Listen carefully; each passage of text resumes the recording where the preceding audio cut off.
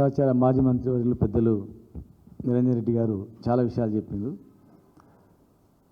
వారితో పాటు వచ్చినటువంటి మాతో పాటు ఉన్నటువంటి ఎమ్మెల్సీ నవీన్ రెడ్డి గారు, మా హర్షవర్ధన్ రెడ్డి మాజీ ఎమ్మెల్యే గారు, అభిలాష్ గారు, విజయ్ గారు, ప్రింట్ అండ్ ఎలక్ట్రానిక్ మీడియా మిత్రులందరికీ నమస్కారం. ఈ రోజు వరకు కూడా మేము నిరంజన్ రెడ్డి గారు కానీ మేము కానీ జిల్లాకు ఏదైనా అభివృద్ధి చేస్తాడు, జిల్లా ముఖ్యమంత్రి అయ్యిండు, ఇవాళ చేస్తాడా రేపు చేస్తాడని ఎదురు చూస్తాం కానీ ఏనాడు కూడా వ్యక్తిగత దూషణలు చేయలేదు. కానీ ఈరోజు జిల్లాకు వచ్చి మేము ఊడియో చేస్తున్నాం, ఏం చేయలేదు జిల్లాకు అని చెప్పి మాట్లాడడం, ఏది పడితే అది మాట్లాడితే సరిపోతుంది అని చెప్పి ఇష్టానుసారంగా తెలంగాణ తెచ్చిన కేసీఆర్నేమో సావమంటున్నాడు, తెలంగాణ అడ్డుకున్నట్టు చంద్రబాబునేమో అడుక్కుంటున్నాడు ప్లీజ్ ప్లీజ్ ప్లీజ్ అని. ఇది తెలంగాణ ప్రజలు సహిస్తారా? మేమేం చేయండి, జిల్లాలో ఈ పెండింగ్ ప్రాజెక్టులన్నీ కంప్లీట్ అయినాయా? మేము ఏం చేసిండ్రు? 30 సంవత్సరాల క్రితం 30 సంవత్సరాలు కల్లకుర్తి లిఫ్ట్ ఇరిగేషన్ ద్వారా కేవలం 13,000 ఎకరాలకు మాత్రమే నీళ్ళు వచ్చేది. 30 ఏళ్ళు అట్లా నత్తనడుగు నడిచేది. నెట్టెంపాడు 9 సంవత్సరాల్లో 2,300, భీమా 12,000, 27,300 ఎకరాలు మాత్రమే ఉండేది. మరి మేము మా కృషి వల్ల 10,08,590 ఎకరాలకు మేము నీళ్ళు ఇచ్చినాం. ఒక కల్లకుర్తి 3,07,000, నెట్టెంపాడు 1,42,000, భీమా 1,58,000. మరి ఇవి లెక్కలు మీ దగ్గర ఉన్నాయి, మీ ఇరిగేషన్ అధికారుల దగ్గర ఉన్నాయి. ఇవన్నీ ఈ వాస్తవం కాదా? మేమేం చేయండి ఆటోమేటిక్ అయితే 30 ఏళ్ళు కానీ ప్రాజెక్టులు ఈ 10 సంవత్సరాల్లో మా కృషి లేకుండానే అయిందా? మేము తెలంగాణ పరువు తీయలేదు, పాలమూరు పరువు తీయలేదు. మేము తెలంగాణ వస్తుందో రాదో అని తెలిసినా కూడా వచ్చేంత వరకు సచ్చేంత వరకు కొట్టలేదని మేము కొట్లాడినాం. మమ్మల్ని వేధించిన, జైల్లో పెట్టిన, జైలుకు పోయిన సంతోషం కానీ, తెలంగాణ గురించి జైలుకు పోయినాం కానీ ఎక్కడ వెనుకడు వేయలే. మేము 14 లక్షల మంది వలస పోయిన జిల్లాను వలసలు ఆపినాం. మేము ఈరోజు ఎక్కడ పోదామంటే పోదాం, గద్వాల పోదామా, అల్లంపూర్ పోదామా, అడవానికి కూలీలు ఎక్కడి నుంచి వస్తారు? రాయచూరు నుంచి వస్తారు, లేదంటే కర్నూలు అని చెప్తుంటారు వాళ్ళందరూ. ఒకనాడు బతకనికే బొంబాయి ఎప్పున పోయేటోళ్ళు ఇదే పాలమూరుకు బతకడానికి వస్తారు. రివర్స్ వస్తుందంటే మేము చేసిన ఘనత కాదా? తాగడానికి నీళ్ళ కాడ పోయి చచ్చిపోయారు చాలామంది. బాయిల కాడ నీళ్ళు తీసుకొచ్చుకుంటే ఒడ్డు నుంచి జారిపడి చచ్చిపోయిన సంఘటనలు ఉన్నాయి, పాము గారి చచ్చిపోయిన సంఘటనలు ఉన్నాయి. మరి ఇవాళ ఇంటింటికి నీళ్ళు వస్తున్నాయి. 100 సబ్స్టేషన్లు ఏర్పాటు చేసినాం, 100 చెక్ డ్యాములు కట్టినాం, వ్యవసాయాన్ని పెంచినామంటే మేము లేనిదే ఆటోమేటిక్గా అయిపోయింది. అది కాంగ్రెస్ ప్రభుత్వం చేసిందా? మేమేం చేయండి, జిల్లా అభివృద్ధి అయిందా? ఇలా మీరు తిరిగే రోడ్లు మీరేసినాగా? సాధారణంగా వచ్చినాడు ఉంది జిల్లా ఇది. మరి ఈ రోడ్లన్నీ ఎవరు వేసిండ్రు? ప్రతి జిల్లాకు ఒక మెడికల్ కాలేజ్. రాష్ట్రంలో 70 ఏళ్లలో ఒక్క మెడికల్ కాలేజ్ వచ్చింది. ఇలా మరి 5 జిల్లాలు చేసుకుంటే నవీన్ 5 జిల్లాలు అయినని. మరి 5 జిల్లాల్లో 5 మెడికల్ కాలేజ్ వచ్చినామంటే మేము ఏందే? ఆ medical college government of India ఇచ్చిందా? మేము కేసీఆర్ దగ్గర ఒబీడియంట్గా ఉన్నాం కనుకనే, తెలంగాణ రాష్ట్రం రాధనలో మా భాగం ఉంది కనుకనే, ఒక సిన్సియర్గా ఉన్నాం కనుకనే నిరంజన్ రెడ్డి గారు కానీ మేము కానీ ఏది అడిగితే అది ఇచ్చింది. సార్ జిల్లాలు కావాలి, ఇంకో జిల్లా కావాలంటే జిల్లాలు ఇచ్చిండ్రు, మెడికల్ కాలేజ్ అంటే మెడికల్ కాలేజ్ ఇచ్చిండ్రు, హాస్పిటల్ కావాలంటే హాస్పిటల్ ఇచ్చిండు, అగ్రికల్చర్ కాలేజ్ కావాలంటే అగ్రికల్చర్ కాలేజ్ ఇచ్చిండు, ఫిషరీస్ కాలేజ్ కావాలంటే ఫిషరీస్ కాలేజ్ ఇచ్చిండు, నర్సింగ్ కాలేజ్ కావాలంటే నర్సింగ్ కాలేజ్ ఇచ్చిండు, మహిళా ఉమెన్స్ డిగ్రీ కాలేజ్ కావాలంటే ఇచ్చిండు. మొత్తం జిల్లాకు ఒకటి కాలేజ్ ఉండే, తర్వాత ఇంకొకటి నారాయణపేట కాలేజ్ ఉండే, వనపర్తిలో ఒక కాలేజ్, అట్లా ఒక 3 కాలేజీలు ఉండే. ఇలా 10 పైగా కాలేజీలు వచ్చినాయంటే మా కృషి కాదా? దాదాపు 40-50 గురుకులాలు వచ్చినాయంటే మా కృషి కాదా? మేము ఏంది ఈ ఎడ్యుకేషన్ మైనార్టీ స్కూల్స్, ఒక టౌన్లోనే మామనాడు టౌన్లోనే 6 minority residential schools, 6 minority junior కాలేజీలు అప్గ్రేడ్ అయినాయి. అట్లా జిల్లాలో మొత్తం కూడా బీసీ ఎస్సీ ఎస్టీ హాస్టళ్ళు పెంచింది మహాయంలో కదా. మేము చదువుకోవాలి, గొప్పవాళ్ళు కావాలి, అందరూ చదువుకోవాలి, ఆ స్కూళ్ళల్లో కూడా అగ్రవర్గాలకు కూడా ఇంత రిజర్వేషన్ ఇవ్వాలి, వాళ్ళు కూడా చదువుకోవాలని. ఒకనాడు ఒక ఎస్సీ హాస్టల్లో చదువుకోవాలంటే ఎవరు రాకుండ్రి, కానీ ఒక ఎస్సీ హాస్టల్లో ఒక బీసీ ఓసీ మాకు సీట్లు లేని మేము చదువుకునే స్థాయికి మేము పెంచినాం. మేము ఇలా మీరేమంటున్నారు? బట్టలు ఉతికట ఆయనకు మంత్రి పదవి ఇచ్చిన, మన ఎమ్మెల్యే ఇచ్చినామంటారు. చేపలు పట్టుకుంటే ఆయనకు మంత్రి పదవి ఇదా అండి? ఆయన బట్టలు ఉత్తున్నాడా? ఆ వంశంలో ఉట్టిండొచ్చు, కానీ శంకర్ గారు మూట ఎత్తుకొని పోయి బట్టలు ఉత్తుకొని వచ్చిట ఆయన. నువ్వు బట్టలు ఉత్తుకోకు రా, బంద్ చేయి, ఎమ్మెల్యే సీట్ ఇస్తా అని ఇచ్చిండ్రా? ఆయన వ్యాపారం చేస్తుండే, వ్యాపారం చేస్తున్నానికి ఇచ్చిండ్రు, అంతే తప్ప ఆ కులంలో ఆయన కావాలని పుట్టాలని పుట్టిండా? దేవుడు పుట్టిన పాపానికి నువ్వు బట్టలు ఉత్తుకెట్టడం అనడం అంత సభలో పద్ధత చెప్పండి? చేపలు పట్టిండా శ్రీవారి గారు? ఆయన సర్పంచ్గా ఉంది, ఆయనకు చరిత్ర ఉంది, రాజకీయంలో ఉన్నాడు. ఈ రాష్ట్రంలో ఒక్కడున్నాడు కనుక అందరికన్నా హైయెస్ట్ జనాభా ఉంది మా ముద్రాజులు కనుక కంపల్సరీ ఇవాళ ఇచ్చిండ్రు. మరి ఈ బట్టలు ఉతికేటోళ్ళు, గడ్డం గీసేటోళ్ళు, కళ్ళు గీసేటోళ్ళు, మరి వీళ్ళందరూ ఓట్లు వేస్తేనే కదా, చేపలు పట్టేటోళ్ళు ఓట్లు వేస్తేనే కదా మీరు అందరూ కూడా ముఖ్యమంత్రులు అయింది, ప్రభుత్వాలు ఏర్పాటైంది. వాళ్ళ ఓట్లతో గెలిచినప్పుడు వాళ్ళకి ఇవ్వాల్సింది బాధ్యత ఇంకా ఎక్కువ ఇవ్వాలా, ఇంకా మిగిలిపోయిన 3 కూడా ఇవ్వాలా, ఆ 3 మంత్రి పదవులు కూడా ఇవ్వాలా. ఖాళీగా ఉన్నటువంటివి ఇచ్చినటువంటి మంత్రి గారు అదే శ్రీహరి గారు డబ్బులు లేవు, ఏం లేవు, ఆ శాఖ ఎందుకు ఇచ్చారు, అదృష్టమా దురదృష్టమా మాకు గెలుస్తలేదు అన్నాడు. అన్నప్పుడు ఇమ్మీడియట్ పిలిచి ఆ రెవెన్యూ శాఖ ఇవ్వండి, ఆ రెవెన్యూ శాఖ ఇవ్వండి. ఆ రెవెన్యూ శాఖ కరెక్ట్ నడుస్తలేదని సొంత 5 మంది ఎమ్మెల్యే మన జిల్లాలో, మహబూబ్నగర్ జిల్లాలో కోట్ల కూడా కేసు వేసారు. ఎవరైనా గవర్నమెంట్కు రిప్రజెంటేటివ్ ఇస్తారు, సొంతం గవర్నమెంట్లో ఇక అన్యాయాలు అక్రమాలు జరుగుతున్నాయి, మరి ఏమైందని. మరి కేసు వేసి ఆ కేసు ఏమైంది? కాంప్రమైజ్ అయిందా లేకపోతే ముందుకు పోతుందా? దాన్ని ఎవరు మళ్ళీ పరిశు చేయాల్సిన అవసరం ఉంది. అది మళ్ళీ మా ఎమ్మెల్యేలు బెదిరించారు, కాంప్రమైజ్ చేయించారా? వాళ్ళైతే కాంప్రమైజ్ గారు, అందులో 2-3 అయితే కాంప్రమైజ్ గారు. మీ ఎమ్మెల్యే పోయినా పర్లేదు, కానీ మేమైతే కాంప్రమైజ్ అయినట్టు ఉండరు వాళ్ళు. మరి ఎవరైనా సొంత ఎమ్మెల్యేలు ప్రభుత్వం మీద కేసు వేసినప్పుడు 100,000 కోట్ల రూపాయలు తారుమారైందన్నప్పుడు మరి దాని మీద లేదు, ఇమ్మీడియట్గా ఆ శాఖను సొంత మంత్రి ఇట్లా వేస్తారని చెప్పి ఇచ్చారు వాళ్ళు బహిరంగంగా. ఢిల్లీలో కూడా కంప్లైంట్ ఇచ్చారు, మీకు కూడా తెలుసు అది. మరి ఇమ్మీడియట్గా ఢిల్లీలో కంప్లైంట్ ఇచ్చినప్పుడు ఆయనకు మత్స్యశాఖ ఇచ్చి, మరి ఆ మత్స్యశాఖ ఇచ్చినందుకు రెవెన్యూ శాఖ ఇస్తే బ్రహ్మాండంగా వేస్తాడు ఆయన. చూడండి మీరు, చేస్తాడా ఇచ్చి చూడండి. సంవత్సరం ఇన్ని కంప్లైంట్లు ఉంటాయా, ఇన్ని అగ్రిమెంట్లు ఉంటాయా, ఇన్ని బెదిరింపులు ఉంటాయా చూడండి. ఉద్యోగుల ఎవరు ఇవ్వట్లేదు. ఈరోజు మేము ఒక ముఖ్యమంత్రిగా జిల్లా వ్యక్తి ఉండి మా జిల్లా వేసినంటే ఇప్పుడు ఈ పెండింగ్ ప్రాజెక్టులన్నీ ఎవరు చేసినట్ల? ఈ పెండింగ్ ప్రాజెక్టులన్నీ రన్నింగ్ ప్రాజెక్ట్ చేసినటువంటి మీరు చేసిరా? మేము చేసినాయి కదా. అసలు మీరు వచ్చిన తర్వాత ఏం చేసి చెప్పండి? పాలమూరు రంగారెడ్డి జిల్లాకు ఏం ఖర్చు పెట్టింది చెప్పండి?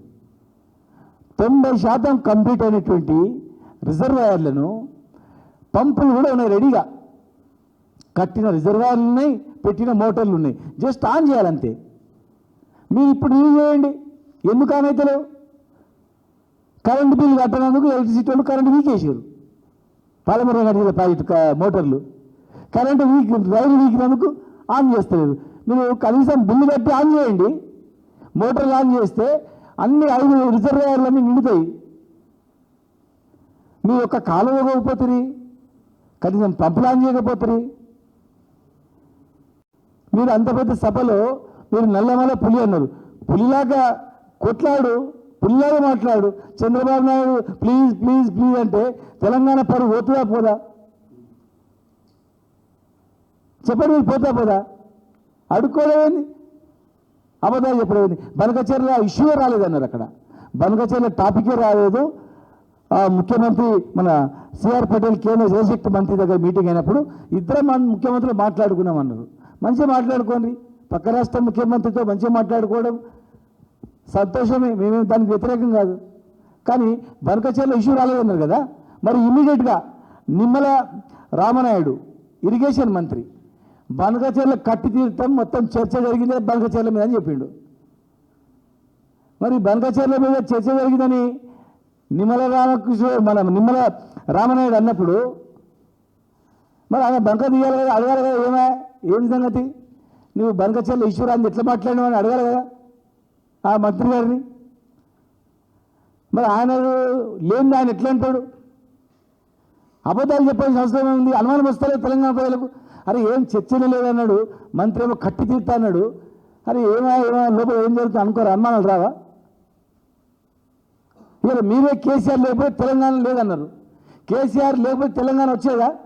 ఇచ్చేవాళ్ళ? కాంగ్రెస్ ఇవ్వచ్చు, కాంగ్రెస్ సోనియా గాంధీ గారు మద్దతు తెలిపొచ్చు, సుష్మా స్వరాజ్ గారు తెలిపొచ్చు, చాలామంది ఉన్నారు, 33 పార్టీలు. మేము దానికి కాదనలే. అసెంబ్లీ సాక్షిగానే కేసీఆర్ గారు చెప్పిండు. అసెంబ్లీ సాక్షి రాజశేఖర రెడ్డి గారిని కూడా పొగిడిండు. గత ప్రభుత్వంలో బ్రహ్మాండంగా ఆరోగ్యశ్రీ చేసిందని చెప్పి సోనియా గాంధీ గారు కూడా చెప్పారు, కలిసి వచ్చారు. కానీ మీరు కూడా అన్నారు కేసీఆర్ లేకపోతే తెలంగాణ వచ్చేది కాదని. మరి తెచ్చిన తెలంగాణ ఆయన తెచ్చినందుకే ఇలా మీరు ముఖ్యమంత్రి అయినరు. తెలంగాణ తెచ్చినందుకు అన్ని పార్టీలకు అధ్యక్షులు అయినరు. తెలంగాణ వచ్చినందుకే ప్రపంచ పటంలో దేశ పటంలో తెలంగాణకు మార్క్ వచ్చింది.